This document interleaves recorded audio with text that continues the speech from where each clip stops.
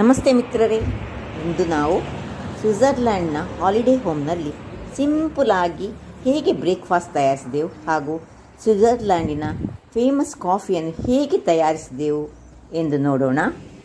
ಇಷ್ಟ ಆದರೆ ಒಂದು ಲೈಕ್ ಕೊಡಿ. ವೀಕ್ಷಕರೇ, ಇವತ್ತು ಸ್ವಿಟ್ಜರ್ಲ್ಯಾಂಡ್ನಲ್ಲಿ ಒಂದು ಸ್ಪೆಷಲ್ ಕಾಫಿ. ಇದು ಈ ಒಂದು ಗ್ಲಾಸ್ನಷ್ಟು ಅಂದರೆ ಒಂದು ಕಪ್ಪಿನಷ್ಟು ನೀರನ್ನು ನೋಡಿ, ಇದು ಸ್ಪೆಷಲ್ ಕಾಫಿ ಮೇಕರ್. ಇದರಲ್ಲಿ ನಾವು ಹೀಗೆ ಒಂದು ಕಪ್, ನಿಮಗೆ ಎಷ್ಟು ಬೇಕು ಒಂದು ಕಪ್ ಅಳತೆಯದ್ದು. ಈಗ ಇದಕ್ಕೆ ಸ್ಪೆಷಲಿ ಪುಡಿ ಮಾಡಿದಂತಹ ಇದು ಸ್ವಿಸ್ ಅಂದರೆ ಸ್ವಿಟ್ಜರ್ಲ್ಯಾಂಡಿನ ಕಾಫಿ ಪೌಡರ್ ಅಂತ ಇದು ನೋಡಿ, ಒಂದು ಸ್ಕೂಪ್ ಅಂದರೆ ಇದರಲ್ಲಿ 10 ರಿಂದ 12 ಗ್ರಾಮ್ಸ್ನಷ್ಟು ಪೌಡರ್ ಉಂಟು ನೋಡಿ. ಇಷ್ಟು ಸ್ಮೆಲ್ ಪರಿಮಳ ಹೇಳಿದರೆ ಅದನ್ನು ಇದಕ್ಕೆ ಹಾಕ್ಕೊಂಡು ಜಸ್ಟ್ ಹೀಗೆ 1 ನಿಮಿಷಗಳ ಕಾಲ, ಹೀಗೆ 4 ನಿಮಿಷಗಳ ಕಾಲ, ನಾಟ್ ಒಂದು, ಇಟ್ಕೊಂಡು ಇದು ಇಮಿಡಿಯೇಟ್ ನೋಡಿ ಯಾವ ರೀತಿಯಲ್ಲಿ ನಮ್ಮ ಹಿಂದಿನ ಕಾಲದ ಕಾರ್ಕ್. ಇದೀಗ 4 ನಿಮಿಷ ಹೀಗೆ ಇಟ್ಕೊಳ್ಬೇಕು. ನಾವು ಇಟ್ಕೊಂಡು ಅದರ ಮೊದಲು ಇದನ್ನು ಹೀಗೆ ಪ್ರೆಸ್ ಮಾಡಿಕೊಳ್ಬೇಕು. ಪ್ರೆಸ್ ಮಾಡಿಕೊಂಡು ಹೀಗೆ ಇಟ್ಕೊಳ್ಬೇಕು. 4 ನಿಮಿಷಗಳ ನಂತರ ಕಾಫಿ ರೆಡಿ ಆಗ್ತದೆ. ತೋರಿಸ್ತೀನಿ ನಾನು ಹೇಗೆ ಆಗ್ತದೆ ಅಂತ. ವೀಕ್ಷಕರೇ, ಇಲ್ಲಿ ನೋಡಿ 4 ನಿಮಿಷಗಳ ಬಳಿಕ ಇದನ್ನು ಹೀಗೆ ಮೇಲೆ ಮಾಡಿಕೊಳ್ಳೋದು. ಮೇಲೆ ಮಾಡಿ ಇನ್ನು ಹೀಗಿಟ್ಟು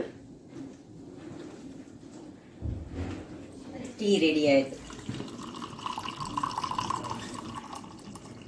ಈಗ ಇದಕ್ಕೆ ನಿಮಗೆ ಹಾಲು ಬೇಕಿದ್ರೆ ಹಾಲು, ಸಕ್ಕರೆ ಬೇಕಿದ್ರೆ ಸಕ್ಕರೆ ಹಾಕೊಂಡು ಕುಡಿಬೋದು. ಅಥವಾ ಇಲ್ಲಿಯವರು ಹೆಚ್ಚಾಗಿ ವಿದೌಟ್ ಶುಗರ್ ಹಾಕ್ತಾರೆ, ಹಾಲು ಹಾಕದೆ ಕುಡಿತಾರೆ. ಇಲ್ಲಿ ನಾವು ಶುಗರಿಗೆಲ್ಲ ಬಾಟಲ್ ಇಲ್ಲ, ಅದರಿಂದಾಗಿ ಇದನ್ನು ಹಾಕಿ ನಾನು 1-2 ಸ್ಪೂನ್ ಆಫ್ ಶುಗರ್ ಹಾಕ್ಕೊಳ್ತಿದ್ದೇನೆ. ಇಲ್ಲಿ ಕೂತ್ಕೊಂಡು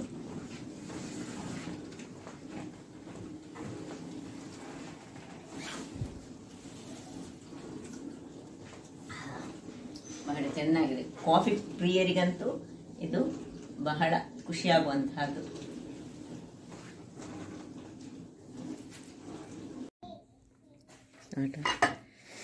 ಅಡಿಗೆ ಕೋಣೆಯಲ್ಲಿ ಬ್ರೆಡ್ ಆ್ಯಂಡ್ ಆಮ್ಲೆಟಿಗೆ ರೆಡಿ ಆಗ್ತಾ ಉಂಟು. ಇದೆ ನೋಡಿ ಬ್ರೆಡ್. ಈಗ ಟೊಮ್ಯಾಟೊ ಕಟ್ ಆಗಬೇಕು.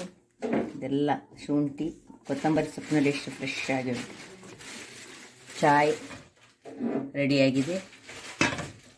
ದಾಲ್ ರೆಡಿ ಉಂಟು, ಬಿಸಿ ಆಗ್ತಾ ಉಂಟು ದಾಲ್.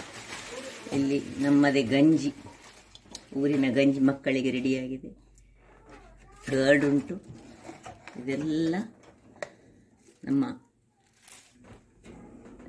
ಬರುವಾಗ ನಾವು ಹಿಡಿದುಕೊಂಡು ಬಂದಂತಹದ್ದು. ಇಲ್ಲಿ ಫ್ರೂಟ್ಗಳೆಲ್ಲ ಹಾಗೆ ಉಂಟು. ಕೆಟಲ್ ಉಂಟು. ಕಾಫಿ ಬೇಕಿದ್ರೆ ಕಾಫಿ ಮಾಡ್ಕೊಳ್ಬೋದು. ಕಾಫಿಯನ್ನು ಅವರೇ ಇಟ್ಕೊಂಡಿದ್ದಾರೆ ಹೋಮ್ ಸ್ಟೇಯಲ್ಲಿ. ಈಗ ಬೇಕಿದ್ರೆ ಇದರಲ್ಲಿ ಕಾಫಿಯನ್ನು ತಯಾರಿಸ್ಕೊಳ್ಬೋದು ನಾವು. ಮಿತ್ರರೇ, ಇಲ್ಲಿ ನೋಡಿ ಬ್ರೆಡ್ ಟೋಸ್ಟರ್ ಒಂದು ಇಲ್ಲಿಲ್ಲ, ಹಾಗಾಗಿ ನಾನೀಗ ಈ ಬ್ರೆಡ್ಡನ್ನು ಇದರಲ್ಲಿ ಫ್ರೈ ಮಾಡ್ತೇನೆ. ಮೊದಲು ಎಲ್ಲರಿಗೆ ಎಷ್ಟೆಷ್ಟು ಬ್ರೆಡ್ ಬೇಕು ಹೇಳಿ ಸ್ವಲ್ಪ ಬಟರನ್ನು ಹಾಕ್ಕೊಂಡು, ಇಲ್ಲಿ ಸಿಸ್ಟಮ್ ಇದು ಬೇರೆ ನೋಡಿ. ಇಲ್ಲಿ ಇದರಲ್ಲಿ ಎಷ್ಟು ಯಾವುದಕ್ಕೆ ಬೇಕು ಅದರಲ್ಲಿ ನಂಬರ್ಸನ್ನು ನಾವು ಆನ್ ಮಾಡಿಕೊಂಡು ಪ್ಲಸ್ ಆ್ಯಂಡ್ ಮೈನಸ್ ಹಾಕೊಳ್ಳೋದು. ಈಗ ನಾನು ಇದನ್ನು 5 ನಂಬರಲ್ಲಿ ಇಟ್ಟುಕೊಂಡಿದ್ದೇನೆ. ನನಗೊಂದು ಎಕ್ಸ್ಟ್ರಾ ಬೇಕು ಹೇಳಿದರೆ ಇದನ್ನು ಒತ್ತಿಕೊಂಡು ಇದು ಮಾಡಿದರೆ 6. ಈಗ ಮೊದಲಿಗೆ ಸ್ವಲ್ಪ ಬಟರನ್ನು ಹಾಕೊಳ್ಳೋಣ. ಬಟರ್ ಅಥವಾ ತುಪ್ಪ ಎಂತ ಸಾಕ್ತದೆ ಹಾಕ್ಕೊಂಡು ನಾವು ಈಗ ಟೋಸ್ಟರ್ ಇಲ್ಲದಿದ್ದರೆ ಈ ರೀತಿಯಲ್ಲಿ ಫ್ರೈ ಮಾಡಬೇಕಾಗ್ತದೆ. ಏನು ಅವೈಲೇಬಲ್ ಉಂಟು ಅದರಲ್ಲಿ ಮಾಡಿಕೊಳ್ಳೋದು. ಈಗ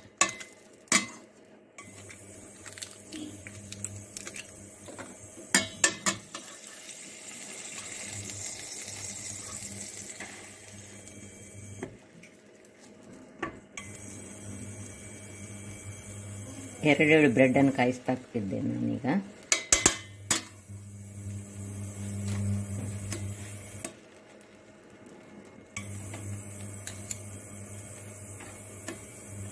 ಹೀಗೆ ಎಲ್ಲ ಒಂದು ಎಲ್ಲರಿಗೆ ಎಷ್ಟು ಬ್ರೆಡ್ ಬೇಕಷ್ಟು ಬ್ರೆಡ್ಗಳನ್ನು ಕಾಯಿಸ್ಕೊಳ್ತಿದ್ದೇನೆ.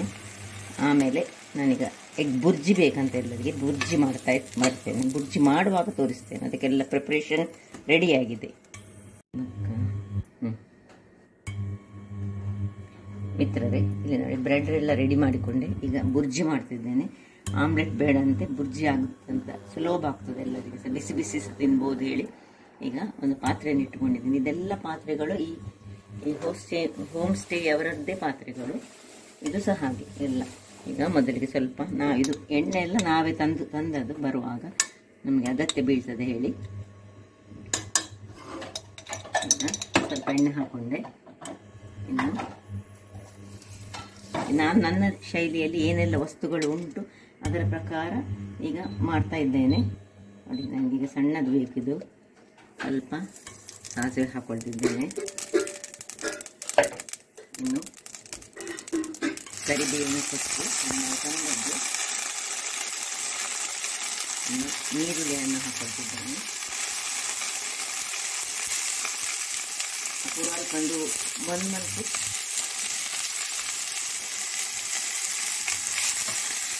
ಇದರ ಹಬೆ ಎಲ್ಲ ಹೊರಗಡೆ ಹೋದರೆ ಎಲ್ಲಿಯಾದರೂ ಇಲ್ಲಿ ಅಲಾರಾಮ್ ಇರ್ತದೆ. ಅದಕ್ಕೋಸ್ಕರ ನಾವು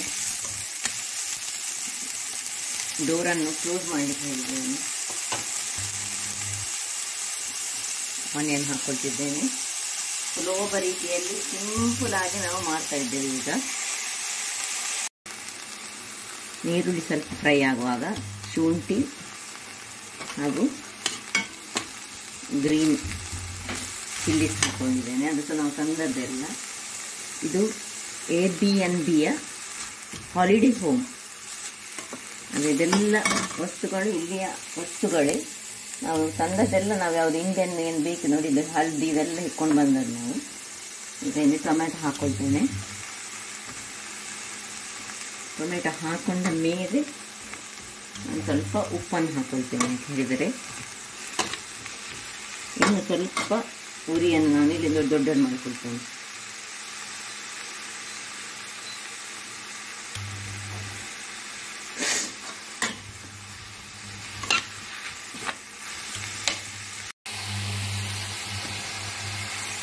ಎಲ್ಲ ಟೊಮ್ಯಾಟೊ, ಒಂದು ಕೊತ್ತಂಬರಿ ಸೊಪ್ಪನ್ನು ಬಿಟ್ಟು ಎಲ್ಲ ಹಾಕೊಂಡೆ.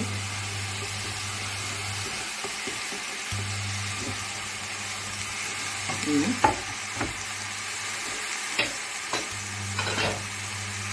ಸ್ವಲ್ಪ ಉಪ್ಪನ್ನು ಹಾಕೊಳ್ತಿದ್ದೇನೆ.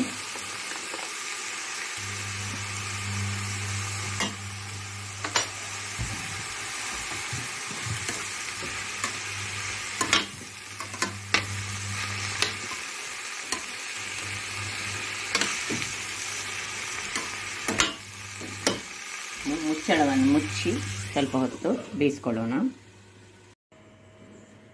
ಒಂದು 2-3 ನಿಮಿಷಗಳ ಬಳಿಕ ನೋಡೋಣ ಟೊಮ್ಯಾಟೊ ಬೆಂದಿದೆ ಅಂತ ನೋಡೋಣ. ಟೊಮ್ಯಾಟೊ ಒಳ್ಳೆ ಬೆಂದಿದೆ. ಉಪ್ಪನ್ನು ಇಲ್ಲೊಂಚೂರು ಚೆಕ್ ಮಾಡ್ಕೊಳ್ಳೋಣ. ಸ್ವಲ್ಪ ಉಪ್ಪು ಕಮ್ಮಿ ಉಂಟು. ಸ್ವಲ್ಪ ಉಪ್ಪನ್ನು ಹಾಕೊಳ್ತಿದ್ದೇನೆ ನಾನು.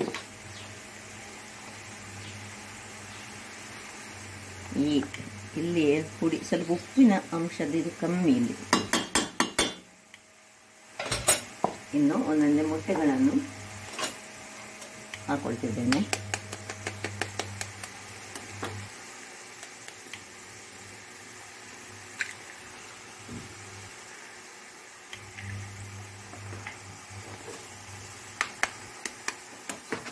ಬಯೋದ ಮೊಟ್ಟೆ ಇಲ್ಲಿದೆ ಈ ಕಲರ್, ನಮ್ಮ ಊರಿನಲ್ಲಿ ಊರಿನ ಕೋಳಿಯ ಮೊಟ್ಟೆಯ ಹಾಗೆ.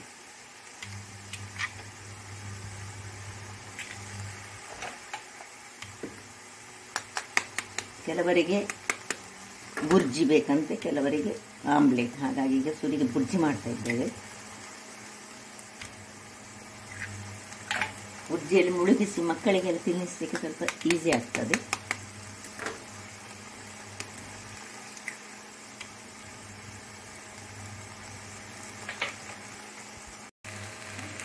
ವೀಕ್ಷಕರೇ, ಸ್ವಲ್ಪ ಹೊತ್ತು ಹೀಗೆ ಇರಲಿ, ಮತ್ತೆ ಅದನ್ನು ಸ್ಕ್ರಾಂಬಲ್ ಮಾಡ್ಕೊಳ್ಳೋಣ.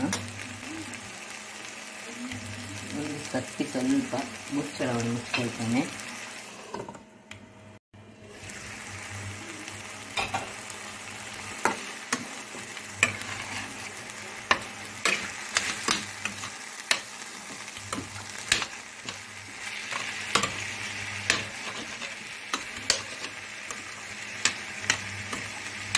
ಹಾಗೆ ತಿರುಗಿಸ್ಕೊಳ್ಳೋಣ.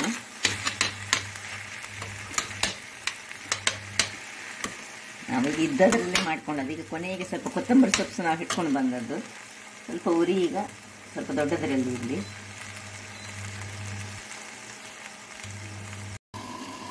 ವೀಕ್ಷಕರೇ, ಇಲ್ಲಿ ನೋಡಿ ಈಗ ಸ್ವಲ್ಪ ಹಳದಿಯ ಪುಡಿ ಮೇಲೆ ಹಾಕ್ಕೊಳ್ತೇನೆ, ಒಂದು ಅರ್ಧ ಚಮಚದಷ್ಟು. ಮತ್ತು ಒಂದು ಸ್ವಲ್ಪ ಅರ್ಧ ಚಮಚದಷ್ಟು ಇದು ಪೆಪ್ಪರ್ ಪೌಡರ್ ಹಾಕೊಂಡು ಪುಡಿ ಸ್ವಲ್ಪ ಎಣ್ಣೆಗೆ ಸಣ್ಣದಾಗಬೇಕು.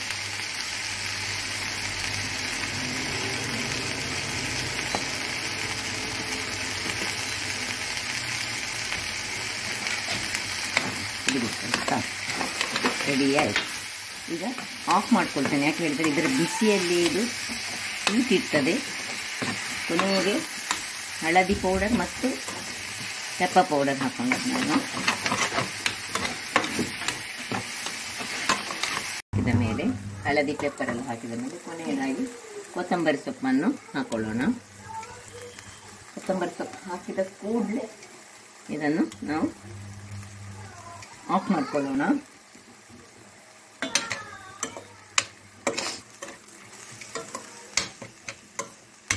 ಏನು ಚೆನ್ನಾಗಿ ಬಂತು, ರುಚಿ ಸಹ ಅಷ್ಟೇ ಚೆನ್ನಾಗಿದೆ. ಇಲ್ಲಿ ಉಪ್ಪು ಟೇಸ್ಟ್ ಸರಿ ಉಂಟಂತ ನೋಡ್ಕೊಳ್ಬೇಕು.